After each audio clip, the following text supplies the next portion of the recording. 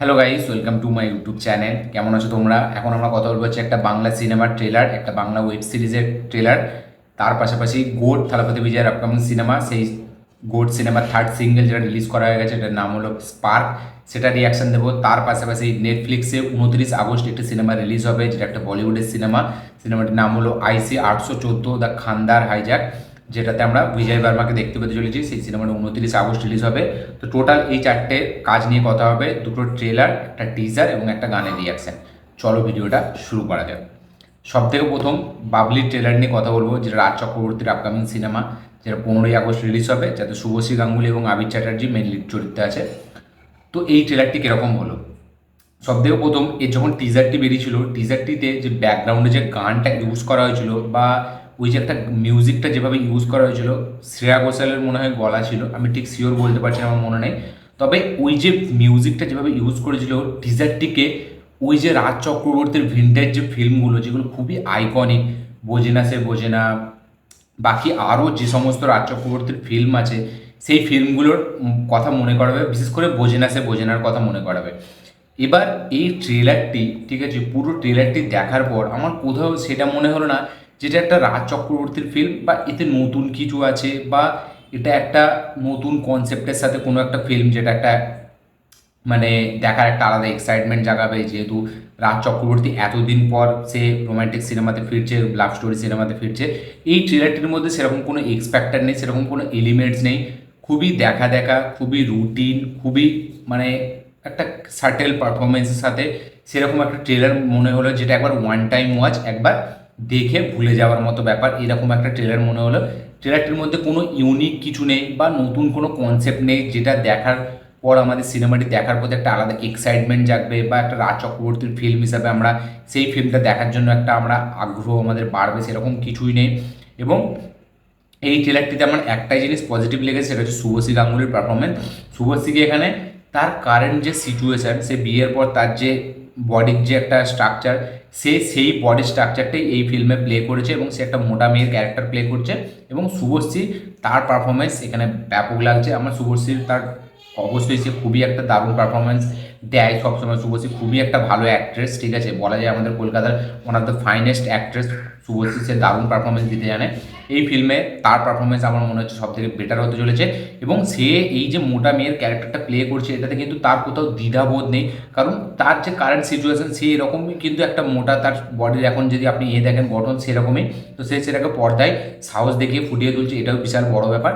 শুভশ্রী ছাড়া বাকি আর কোনো আমার জিনিস পজিটিভ লাগেনি এই ট্রেলারটির মধ্যে। না কোনো সেরকম মিউজিক্যাল এলিমেন্টস আছে, যেগুলো একটা রাজ চক্রবর্তীর ফিল্মে আমাদের মানে আমরা ওয়েট করি সেটা দেখার জন্য বা সেটা শোনার জন্য, সেরকম কোনো এলিমেন্টস নেই। খুবই ফ্ল্যাট যায় ট্রেলারটি, এবং খুবই একটা অ্যাভারেজ ট্রেলার মনে হয়। খুবই একটা ওয়ান টাইম ওয়াচ, একটা strictly one time watch trailer মনে হলো আমার। বাকি আপনারা যারা দেখেছেন এই ট্রেলারটি, অবশ্যই কমেন্টে জানাবেন যে আপনাদের কীরকম লেগেছে এই ট্রেলারটি। যারা যারা এখন দেখেননি তারা দেখে কমেন্ট করবেন যে আপনাদের কীরকম লেগেছে এই ট্রেলারটি। এক কথায় আমার একটা strictly one time watch trailer মনে হয়েছে, কোনো নতুন কিছু ফ্যাক্টর বা ইউনিক কোনো ট্রেলার মনে হয়নি। তো এটা ছিল বাবলির ট্রেলার। এখন যদি আমরা কথা বলি আপকামিং ওয়েব সিরিজ বাংলার, যেটা মেন লিড চরিত্রে আমরা সোহম শাশ্বত চট্টোপাধ্যায়কে দেখতে পেতে চলছি, পায়েল সরকারও আছে। এটা জি5-এ 15 আগস্ট প্রিমিয়ার হচ্ছে। এটা একটা ক্রাইম ইনভেস্টিগেশন থ্রিলার একটা সিরিজ, কিন্তু এই সিরিজের ট্রেলারটা আমার ব্যাপক লেগেছে। এর যে থ্রিল যে এলিমেন্টসগুলো, বা এই যে মিস্ট্রিটাকে এতটা সুন্দরভাবে ট্রেলারের মধ্যে লুকিয়ে রাখতে সক্ষম হয়েছে, যেটাতে ব্যাপক আমার মনে হয় কাজ করছে মেকার্সরা।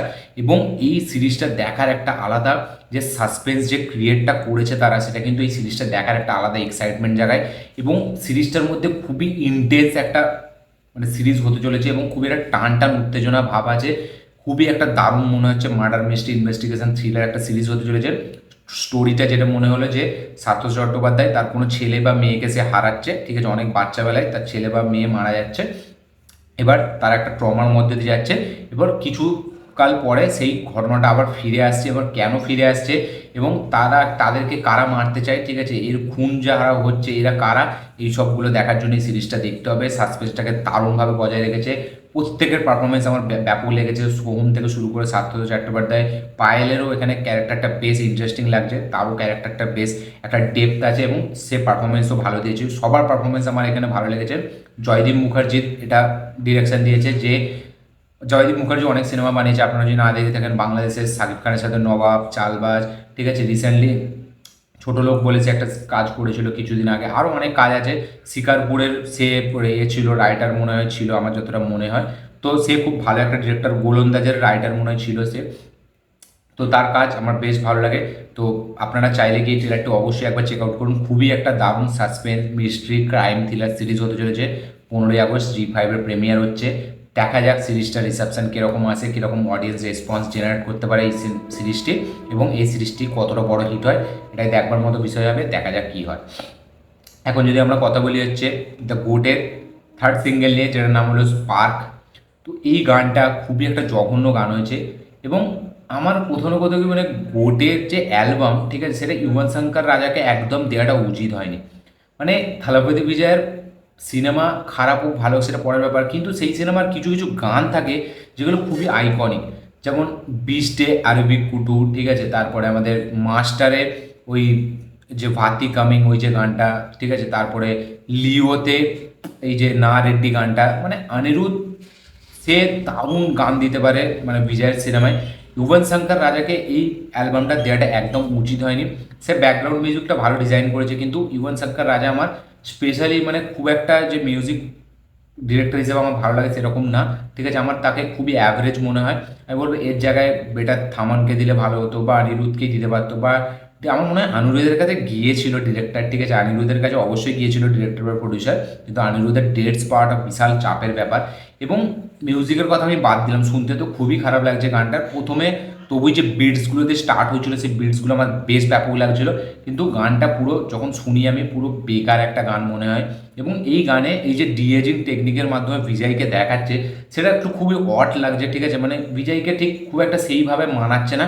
এবং এটা ছেলে বিজয়ের ক্যারেক্টারটা যেটা আমার মনে হয়, ঠিক আছে, কারণ এটা অরিজিনাল বিজয়কে আমরা জানি তার তৃষার সাথে, এই সরি তৃষার সাথে বলছি, তার আলাদা একটা আছে, স্যার তৃষার সাথেই মনে হয়। এবং সেই বিজয়ের ক্যারেক্টারটা আলাদা, এই ক্যারেক্টারটা পুরো আলাদা, এবং এইটা এই যে পার্বতী এর সাথে মানে একটা লাভ ট্রায়াঙ্গেল হতে চলেছে। তো এখানে সেই বিজয়টাকে আমরা দেখতে পাচ্ছি ডিএজিং টেকনিকের মাধ্যমে যে বিজয়টাকে ক্রিয়েট করা হয়েছে। এবার গানটা শুনতেও খুব বেকার, এবং ভিডিওটার মধ্যে খুব একটা মানে হেভি কিছু নেই যেটা দেখার পর একটা ব্যাপক একটা মনে হবে, যেটা আমরা না রেড্ডি গানে দেখেছি। বাট ডান্সের স্টেপও এই গানটায় খুব একটা হেভি নেই, যেটা একটা আইকনিক মনে হবে, যেটা একটা অ্যারবিক কুটু বা এই ভাতি কামিংয়ের যে স্টেপ সেরকম স্টেপ মনে হয়নি। তো ওভারঅল এই গানটা আমার কাছে খুবই একটা জঘন্য একটা ফ্ল্যাট গান মনে হয়েছে, খুবই বেকার লেগেছে গানটা আমার। এর থেকে হুইসেল পড়ু গানটা অনেকটা ভালো ছিল। তো এই গোটের থার্ড সিঙ্গেলটা আমার খুবই বেকার লেগেছে। আপনারা যারা দেখেছেন অবশ্যই কমেন্টে জানাবেন যে আপনাদের কীরকম লেগেছে, যারা দেখেননি তারা অবশ্যই দেখে চেক আউট করে আমাকে জানাবেন যে আপনাদের কীরকম লেগেছে। লাস্ট আমরা যদি কথা বলেছি আইসি 814 খান্দার হাইজ্যাক নিয়ে, তো এটা একটা ট্রু ইভেন্টের ওপর বেস, ঠিক আছে, আমি পুরো ব্যাপারটা জানি না, কিন্তু এটা একটা ট্রু ইভেন্টের ওপর বেস সেটা আমি জানি। তো এটাতে বিজয় বার্মা লিড চরিত্রে আছে, তার সাথে সাথে আরও অনেক ক্যারেক্টার, নাসির উদ্দিন আছে, ঠিক আছে, শাহিদ কাপুরের বাবা আছে। তো এটা একটা বেসিক্যালি একটা হাইজ্যাক নিয়ে সিনেমা, যেহেতু ট্রু ইভেন্টের উপর বেস। এই সিনেমার টিজারই ছাড়া হয়েছে, সিনেমাটি আসবে 29 আগস্ট নেটফ্লিক্সে, দেখা যাক সিনেমাটি কীরকম হয়। এবার এটা একটা ট্রু ইভেন্টের উপর বেস, দেখা যাক হাইজ্যাকিংটা যেরকম হয়, ঠিক আছে, খুবই দেখা এই ফিল্মটা মনে হচ্ছে খুব একটা রিসেপশন জেনারেট করতে পারবে না, কারণ হাইজ্যাকিংয়ের উপর ফিল্ম এখন মানুষ অতটা দেখে না। দেখা যাক কী হয়, কিন্তু টিজার অনুযায়ী খুবই একটা ইন্টেন্স মনে হচ্ছে, মানে একটা ইন্টেন্স ফিল্ম হতে চলেছে। দেখা যাক এই সাসপেন্সটা যেটা বজায় রেখেছে সেটা অ্যাকচুয়ালি কী আমরা দেখি ফিল্মটা দেখার পর সেটা দেখবার মতো বিষয় হবে। তো এই টিজারটি আমার ঠিকঠাক লেগেছে, এটা ইন্টেন্স টিজার মনে হয়েছে। দেখা যাক ট্রেলারটি কবে আসে। তো এই ছিল টোটাল 4টে কাজের রিয়াকশান। আপনারা যদি এই 4টে কাজই দেখে থাকেন অবশ্যই কমেন্টে জানাবেন যে কোনটা আপনাদের বেস্ট লেগেছে, কোনটা সবথেকে ভালো মনে হয়েছে, কোনটা মানে আপনাদের মন জয় করতে পেরেছে, বা কোনটা আকর্ষণ করতে পেরেছে, অবশ্যই কমেন্টে জানাবেন। ভিডিওটি ভালো লাগে থাকলে লাইক শেয়ার কমেন্ট করে দিন। চ্যানেলটিতে নতুন হলে চ্যানেলটিকে সাবস্ক্রাইব করুন, বেল আইকনটি প্রেস করতে ভুলবেন না। দেখা হচ্ছে পরের ভিডিওতে, ততক্ষণের জন্য বাই।